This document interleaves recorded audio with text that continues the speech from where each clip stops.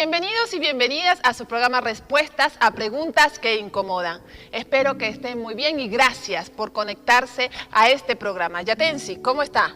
Muy bien, Yadesi, yo siempre como una lombriz, feliz y contento. Muy bien. Y la razón es porque va a comer, ¿cómo se llama? Pan guagua y colada morada. ¡Ay, qué rico eso, qué rico! Yadesi. ¿Usted sí le gusta? Me gusta, sí. Disfruto en estos días. Sí, hay que comer, pero también se sube de peso. No creo que suba yo de peso. Ah, no, verdad, en serio, usted no engorda ni echando aire. No. Amigos y amigas, aquí tenemos una linda costumbre, una tradición ecuatoriana, que en los días de finados se llama, Sí, ¿verdad? De finados, sí. de El Día de los Muertos. Difuntos, el 2 de noviembre. Correcto. Las familias acostumbran a sentarse y comer un pan que tiene una forma de guagua y hay una bebida que se llama la colada morada. Sí. Eso es algo único. Correcto. De Ecuador. Así Yo no he es. visto en otros países. Puede ser que en los países andinos, no sé si en Perú, en Colombia no, en la parte tropical no sé si en el departamento de Nariño se haga, pero eso es algo ecuatoriano, algo nuestro. Correcto. Y más de la sierra ecuatoriana. Muy bien, pero fíjese, Yatensi, que también junto con estas fechas estamos celebrando y recordando la Reforma Protestante. Uy, sí, la famosa Reforma Protestante. Y según la tradición, Yadesi, cuando Martín Lutero clavó en las puertas de la Catedral de Wittenberg, el 31 de octubre, Así es. 1517, las famosas 95 tesis, que fue lo que originó toda una reforma. Y yo digo que no fueron tanto las tesis, ya la reforma se había cuajado, se había formado mucho más antes. Esta pregunta sobre la Reforma Protestante la envía la doctora Jennifer Contreras de Semisud. Es interesante porque aquí vamos a estudiar las causas, consecuencias y también los desafíos. Yatensi, entonces comencemos, aunque ya usted nos dio una breve introducción hablando de las fechas y de dónde fueron clavadas estas 95 tesis. ¿Cómo se entiende esta reforma? Mire, Yadesi, tratar de volver grande el acontecimiento histórico cuando Martín Lutero clava estas tesis en latín, en la Catedral de Wittenberg, en la Alemania, es decir, que ahí se empezó la reforma. No, yo creo que fue la parte final, la consecuencia. Ya la reforma se había tejido. Ya. Y la reforma, tenemos... Aunque algunos hablan de pre-reforma también, Yatensi. Sí, es correcto. Sí. Ya la pre-reforma y las causas de la reforma se habían tejido ya. Lo que pasó en Wittenberg en esa fecha fue la consecuencia de varias causas. Y hay que entender la reforma no solamente como una reforma religiosa. Otro de las filosofías nuestras, que para mí se empobrece la reforma, es que hemos reducido la reforma solamente a la parte religiosa, Correcto. a las indulgencias. Así es. Y solamente vemos la reforma con las indulgencias. No, un momentito. Las indulgencias fue un puntito, fue un numerito más de muchos elementos que se unieron para dar como consecuencia y originar la Reforma Protestante. Ahora, Yatensi, cuando usted habla de que no podemos enfocarnos solamente en el aspecto religioso, ¿de qué otras áreas estamos hablando? Mire, Yadesi, 4 áreas. Ya. La reforma tiene una causa política, económica. Segundo, una causa académica, ideológica. Tercero, una causa sociológica, antropológica. Y cuarto, religiosa. Pero nosotros solamente manejamos la religiosa, La religiosa. y a medias todavía. Correcto. Pero no manejamos las otras 3 causas, como la intelectual, ideológica, política, económica y la social, antropológica, que son muy interesantes. Ahora, entonces, estudiemos cuáles son esas causas en todas estas áreas, Yatensi. Creo que es importante. Vamos a la política Sí. económica. Mire, Yadesi, coincide, todo ser humano, toda sociedad necesita de estas 4 líneas. Correcto. Toda sociedad, para tener su identidad, su estructura, necesita la política económica. Una sociedad necesita la política, pero en el buen sentido de los griegos, la política como la búsqueda del bien común, polis, ciudad, la búsqueda del orden, del buen funcionamiento de la ciudad polis. Ahora, toda sociedad necesita de una vida política, económica, de ideas. La parte académica es importante para una sociedad, que viene en la cultura. También una sociedad se fundamenta en leyes sociológicas, antropológicas, y cuarto, en la dimensión religiosa. Esos cuatro elementos originan la reforma. Primero, el motivo político. El motivo político económico. La reforma fue producto de una inconformidad política. ¿Ya? Desde el siglo X, XI, es lo que usted llamó la prerreforma. Voy a resumir la vida política. En la historia de la humanidad se trata de sistematizar la historia política o hegemonía política en tres grandes eras. El concepto de imperio.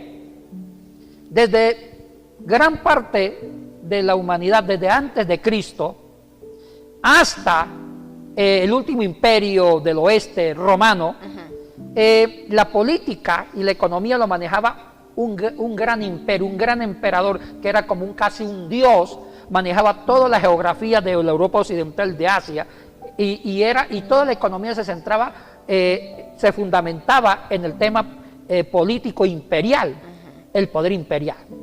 Después el imperio cae en el siglo IV y empieza la era de la Edad Media con el feudalismo. El feudalismo es como un reemplazo, es como la continuación del imperio. Ya el concepto de imperio se desbarata y empieza a formarse desde el siglo V, VI, VII hasta el siglo X, que fue fuerte, el feudalismo. ¿En qué consistía? Ya no era un gran emperador, el dueño de todas las tierras, sino que eran grandes señores feudalistas, que ahí nació la nobleza europea occidental, un marqués, un conde, ellos eran los que concentraban los grandes territorios, ellos los gobernaban, y ellos manejaban la economía, porque el feudalismo se sustentaba con la agricultura, pero el feudalismo sustentó el cristianismo y la Iglesia Católica. Los estados pontificios se benefició con el feudalismo porque la Iglesia Católica fue feudalista y se constituyó como un poder, como un estado. Ahora, pero el feudalismo también tiene su crisis justo cuando ya la reforma se empieza a cuajar. Ya económicamente los señores feudales empiezan a perder el control del poder adquisitivo de la moneda, porque empiezan a crecer las ciudades, las polis, las metrópolis, y un nuevo modo económico empieza a tomar fuerza, el comercio. Entonces el poder adquisitivo le salió en las manos de los grandes feudalistas y van a caer en las manos de los comerciantes, que empezó a crear una raza, un estrato social que se llama la burocracia, la aristocracia, que no eran nobles, sino gente del pueblo que hizo su fortuna con el comercio. Y esto permitió que naciera un tercer concepto de política, las monarquías centralizadas, que originan los nuevos estados y las nuevas repúblicas hasta el día de hoy. Las monarquías centralizadas eran pequeños reyes que formaron su reinado y fueron dándole al reinado un estado de derecho, y formándole el concepto de estado en el buen sentido de la palabra. No así el feudalismo, que eran grandes señores acaudalados que se adueñaban de los campesinos y de todo. Entonces, la reforma protestante se va originando con el nuevo concepto de estado. Y aquí muchos países como Inglaterra, Francia, España, se van aumentando un sentimiento nacionalista. Yo soy español, yo soy inglés, con varias luchas internas. Entonces, el espíritu de la reforma está ahí, agitando las aguas de que los estados tengan su identidad, y empieza un resentimiento contra la política del Vaticano. Ahora, esto se da exclusivamente en Europa. Sí, correcto. ¿Por qué exclusivamente en Europa? Porque en Europa estaba la fuerza de la civilización, estaba el concepto, eran estados con mucho potencial militar, por eso es que Europa occidental conquista, van a la India, en el caso de los ingleses, van a África y toman control, porque en Europa estaban los estados con mucho potencial económico, civil, mucho potencial en ciencia, en conocimiento, en desarrollo comunitario, mejor dicho, era una potencia. Ya. Ahora, ¿Cuál es la segunda área? Ya hablamos de la política, ¿cierto? ¿Cuál es la segunda área? La intelectual. Mire, también yo veo, así como vi en la parte política, tres grandes eras. La parte imperial, la parte feudalista y las monarquías centralizadas que nacen en la república, alimentadas con la reforma protestante. Ahora vemos la ideología en tres áreas. En la época antigua, el mundo siempre se maneja hasta el día de hoy por ideas, eso sí, ya decía. El mundo necesita de grandes ideas para poderse autoentender y para poderse autodesarrollarse, ya sea en lo económico, en lo político, en la parte gubernamental, etcétera, hasta en la parte psicológica, humana. Entonces, el primer orden fue los universales.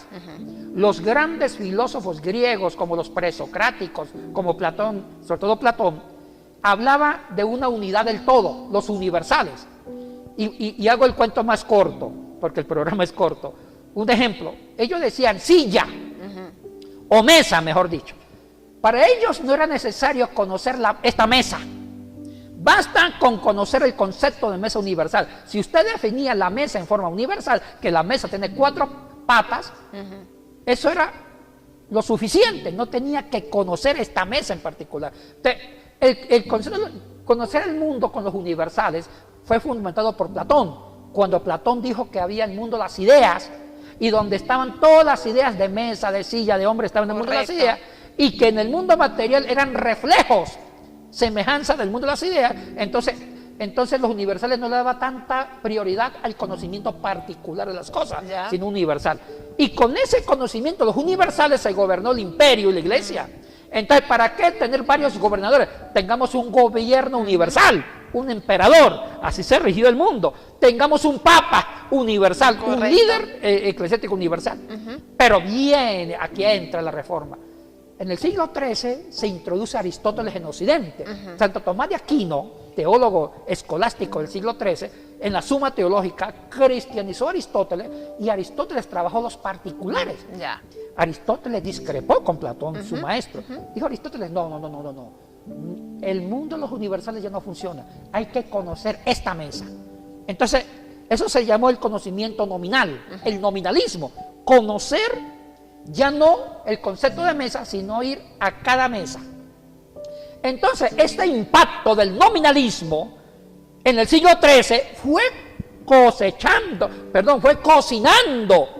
la reforma protestante a nivel académico, y ya empezaron a cuestionar un líder universal, un emperador universal, sino pensemos en líderes regionales eclesiásticos en cada ciudad, y pensemos en una administración eclesiástica particular y en estados particulares.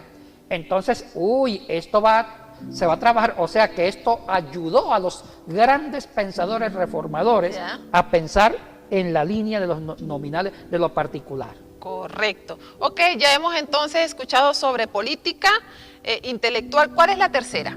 Hablemos de la parte social antropológica. Mire, en la parte social había una inconformidad.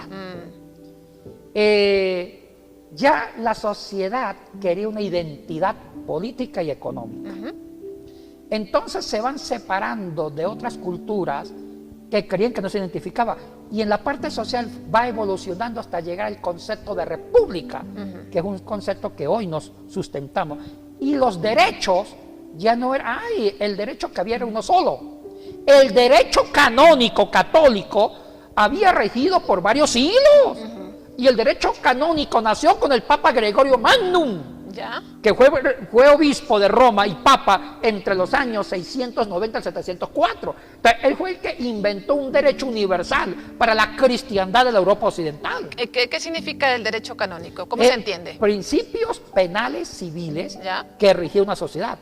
Las leyes, mejor dicho, las leyes que regían la parte social. Pero ya en los siglos XIV, XV, XVI, ya cada estado quiere un derecho que identifique con el Estado, y empieza una rebeldía contra el derecho canónico. Claro que la rebeldía no se dio en forma absoluta, sino que se va cosechando hasta que se explota en la Reforma Protestante. Muy bien, entonces, política, intelectual, social, y ahora nos queda la religiosa, que es la que más conocemos, ¿no? Sí, la religiosa. En la religiosa es un proceso también. ya el mismo papado contribuyó a la reforma. El papado estaba desprestigiado por tres grandes razones. A ver. Primero, el cisma de Aviñón. No llama el cisma, el traslado del papado a Aviñón. Usted sabe que en un momento de la historia, por culpa de Bonifacio, él se hizo enemigo del rey de Inglaterra y amigo del rey de Francia, y hay todo un problema histórico acá. Entonces el papa quedó atrapado por el rey de Francia y el papado se trasladó a Francia con el problema que tuvo con Bonifacio. Entonces por varias décadas el papado, casi un siglo, estuvo en Francia y fue sustentado y defendido por la monarquía francesa. Y esto produjo que el papado tuviera que gastar mucho dinero para sustentar la opulencia en Francia. Y empezaron a buscar formas para sustentar económicamente esto. Ahora, y empezó el papado a desprestigiarse, porque asociaron el papado, está al servicio de Francia, y el primer país que se declaró antipapa fue poco a poco Inglaterra, la Gran Bretaña. Otro problema, el cisma. Cuando el papado se regresa a Roma, se dividió la iglesia, porque Francia quería tener el papa en Francia, y Francia nombra su propio papa, Roma su propio papa, España su propio papa, hasta por la puerta de Inglaterra su propio papa, hasta hubieron 4 papas que se excomulgaban entre sí, y cada papado buscaba plata para sustentar toda su estructura política, económica, y empezaron a buscar formas para sustentar económicamente. Y aquí viene la tercera causa, las indulgencias. Esto sí fue grave. Entonces, formalizan la teología sacramental de las indulgencias y empiezan a politizar la salvación. La teología salvífica, que es un regalo de Dios, lo hicieron económico y político para unir salvación y que la salvación sirviera de economía para sustentar y empezar la construcción de la Basílica de San Pedro con el Papa León X. Antes de pasar a otro tema, me gustaría que usted explique qué significa indulgencia. Bueno, la indulgencia fue una teología de la salvación que consistía. Supongamos un ejemplo. Andrés Pérez, casado con Esther Mojica. Ellos son de Francia. Andrés Pérez se muere de un infarto. Se queda la pobre viuda Esther Mojica, solita Esther. Yo soy el obispo yatense. Viene la pobre viuda Esther, donde el obispo Bonilla, dice: padrecito, obispito, mi esposo Andrés, ¿dónde está? Dijo: mi hijita, en el purgatorio. Porque el purgatorio era el estado intermedio entre el infierno y el cielo. Y el purgatorio era para castigar de acuerdo a la gravedad de las faltas por un tiempo. Entonces yo decía: mire, él se va a demorar unos 200 años en el purgatorio quemándose por sinvergüenza.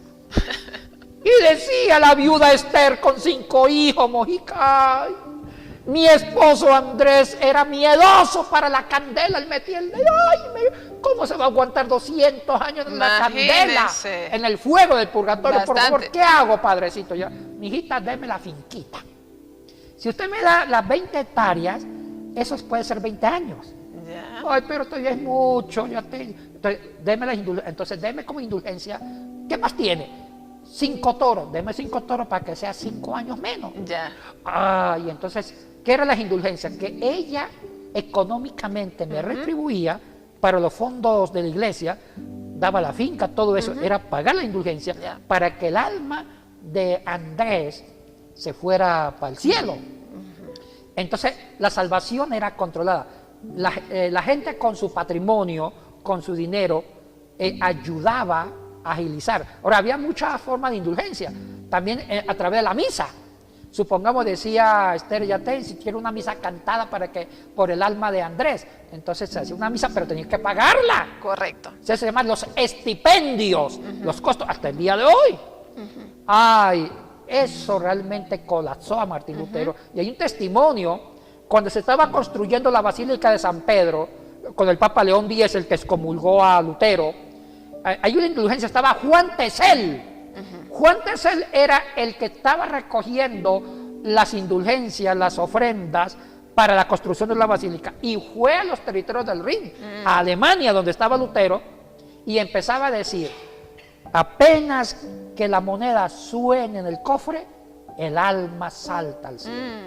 Y eso le enfureció a Martín Lutero, porque ya Lutero había trabajado el comentario de los romanos con su famosa teología, la salvación por la justicia y la salvación como una gracia divina, y basta con la sola fe para que la justificación se active. Entonces ya estaba trabajando teológicamente eso, y eso realmente engatilló a la reforma. En esta área religiosa, ¿hay algún otro factor que haya contribuido al tema de la reforma, además de la indulgencia, o solo se centró en las indulgencias? Fueron varios factores religiosos, hija. Dentro de lo religioso hay una que es el factor teológico. ¿Ya? Mire, Lutero luchó mucho con la teología escolástica. La teología escolástica, como se le suele llamar la teología de toda la época medieval, era una teología que manejaba mucho la filosofía griega. Y la teología escolástica consistía en demostrar la existencia de Dios y hablar de los atributos divinos y estudiar a Dios como un objeto de investigación. Entonces se escribieron grandes tomos de la teología escolástica como Pedro Abelardo, Anselmo de Canterbury, Hugo de San Vito, el mismo Tomás de Aquino, pero ya San Agustín había empezado en la parte escolástica, San Ambrosio de Milán. Entonces los libros escolásticos eran cosa bien minuciosa, aburrida, fría, de 100, 500 páginas. Era hablar de Dios, de las categorías de la filosofía griega, de la ontología y metafísica de Aristóteles, el Dios bueno, el Dios uno, la belleza de Dios. Era toda una abstracción mental. Y dijo Lutero: ¿eso a mí de qué me sirve? Dijo Lutero: esa teología escolástica fundamenta un conocimiento vanidoso y orgulloso de Dios. Dios no es un ratón de laboratorio para someterlo a pruebas. Dios es Dios y ninguna mente podrá estudiar los atributos, la naturaleza divina. ¿Y sabe qué dijo Lutero? Yo propongo algo. Ya hay una influencia del nominalismo. Ya Lutero está luchando contra los universales de Platón, que manejó la teología escolástica medieval. Ya Lutero está influenciado por Tomás de Aquino. Correcto. Estudiar este Dios. Te dice Lutero: la mejor forma de estudiar a Dios es tratar de ver dónde Dios decidió revelarse. Y Dios se nos dio a conocer, no en los universales de las categorías filosóficas. Dios se dio a conocer en el sacrificio de Cristo. Es ahí donde debemos estudiar a Dios, en Cristo Jesús, en el Calvario. Y ya decir, es uno de los aportes para mí más valiosos de la Reforma Protestante fue la teología de la cruz. Correcto. De Martín Lutero. Es en la cruz donde conocemos a Dios, porque si queremos conocer todo a Dios, jamás usted podrá ni yo conocer a Dios, porque ¿cómo pretendemos que nuestro cerebro tan finito, tan limitado, conozca el ser más perfecto? Entonces dijo Lutero: la única forma de conocer a Dios es conocer un aspecto de Dios donde Dios se nos reveló en la cruz de Cristo. Correcto. ¡Qué precioso! Correcto. Eso yo creo que ya Tensi que es para conversar en otro programa, ¿cierto? No. Sobre esa teología de la cruz, la teología de la gloria, ¿cierto? Creo que es importante. Pero ahora, ya Tensi, ¿cuáles son o cuáles fueron esas consecuencias en la reforma? Ay, hija, son varias las consecuencias. Una de las consecuencias fue el humanismo. Ya. Cuidado con la palabra humanista. Muchos definen el humanismo como algo peligroso, como ateísmo. Sí, hay una corriente del humanismo que es peligrosísima. Es que todo se centra en el hombre negando a Dios. No, ese no es el humanismo bueno. Hay un humanismo bueno, que la Reforma Protestante lo fundamentó. Fue tratar de defender los derechos humanos para glorificar a Dios. Oiga, esto fue una contribución grande de la Reforma Protestante, Yadesi. ¿Por qué? Porque pensemos antes de Lutero. El primer humanista cristiano protestante, aunque él no se declaró de la Reforma, pero sí, él fue el que diseñó filosóficamente la Reforma, fue Erasmo de Rotterdam. Erasmo de Rotterdam, humanista holandés, que Lutero fundamentó su teología humanista en base de Erasmo, Erasmo dijo, tenemos que volver a las fuentes bíblicas, a las escrituras. Y Erasmo ya protestó contra la teología natural de la parte escolástica, esa teología de la gloria, de la majestad de Dios. Y dijo Erasmo, volvamos a la sencillez de las enseñanzas de Jesucristo, volvamos al corazón de las escrituras, a los evangelios. Porque en los evangelios vamos a encontrar lo que Dios quiere para el hombre. Al decir lo que Dios quiere para el hombre, ya Erasmo está hablando de un humanismo positivo, de un humanismo donde Dios pone a mover todo el plan de salvación en favor del hombre. Entonces, eso hace que los reformadores como Juan Calvino, inclusive en Ginebra, Guillermo Farel en Ginebra, Rico Zwinglio en Zúrich, Suiza, planteen una reforma protestante en favor de los derechos humanos, de las necesidades humanas. Entonces, gran parte de los reformadores fueron humanistas, como Juan Calvino, como Guillermo Farel, como el mismo Erasmo de Rotterdam. Ahora, uno de los desafíos de la reforma fue defender los derechos humanos del ser humano. Oiga, qué preciosura. Porque estaban cansados que la estructura católica se aprovechara con la teología, con la religión, y saqueara con las indulgencias los pocos recursos de los campesinos, porque el feudalismo estaba casado con el poder político católico. Entonces la reforma protestante fue defender los derechos del ser humano, y ese es un legado hermoso que hay que proteger, Yatetsi. ¿Qué otra consecuencia, Yatetsi, además de defender los derechos humanos?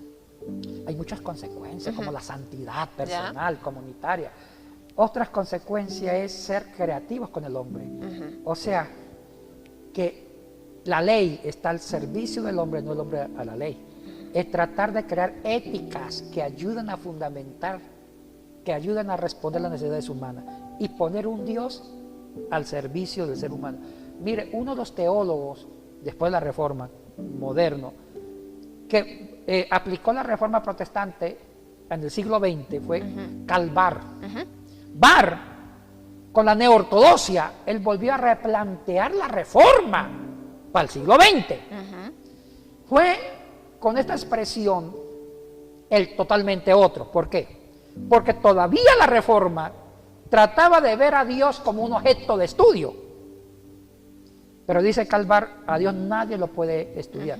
Entonces Dios sigue siendo un eterno sujeto, el totalmente sujeto. O sea, si Dios es un sujeto, yo que soy otro sujeto, un sujeto no puede convertir a otro sujeto como un objeto de estudio, porque es un sujeto. Entonces, al decir que Dios es un sujeto, con la expresión famosa de Karl Barth, el totalmente otro, quiere decir que a Dios no hay que estudiarlo tanto, hay que vivirlo. Hay que sentirlo. Correcto. Y hay que encarnarlo en mi vida, en Cristo Jesús, y mis actos deben ser de amor, de caridad a las personas. Y mire que con las iglesias históricas han hecho una gran contribución en Europa sobre los derechos humanos.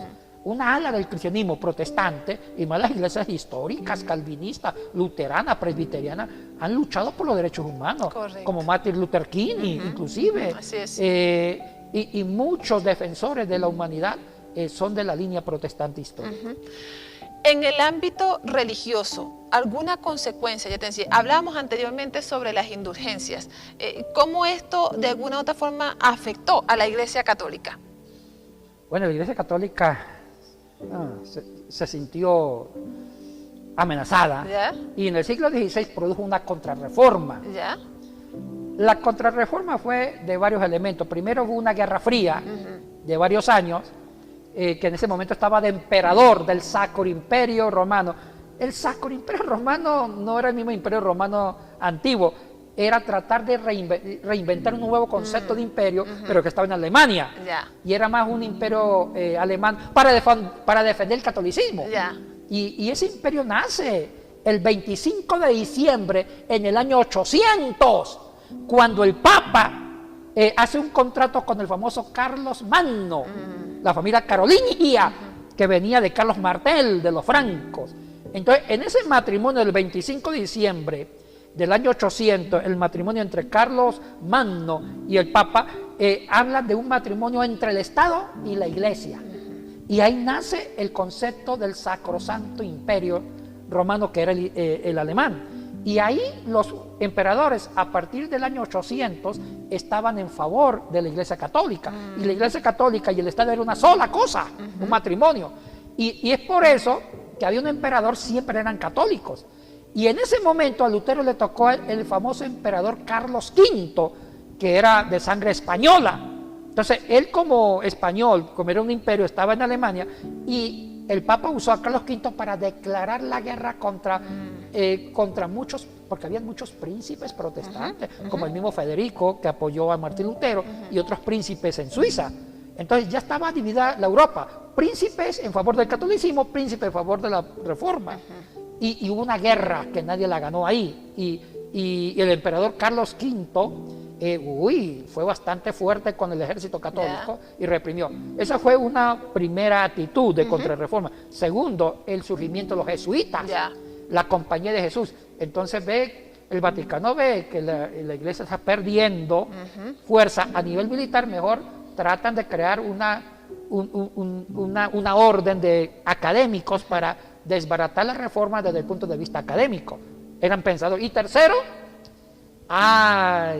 el Concilio de Aviñón, el Concilio de Trento, Concilio de Trento. El Concilio de Trento del siglo XVI fue una contrarreforma a nivel ideológico. Ok, entonces hemos hablado de causas, de consecuencias, y por lo menos podemos mencionar, Yatensi, tal vez un desafío o dos desafíos que trajo la reforma protestante. Te lo digo. Sí. Ser protestante. ¿Por qué se llama protestante? Buena pregunta. Fue por una protesta que hicieron en el Concilio de Vira.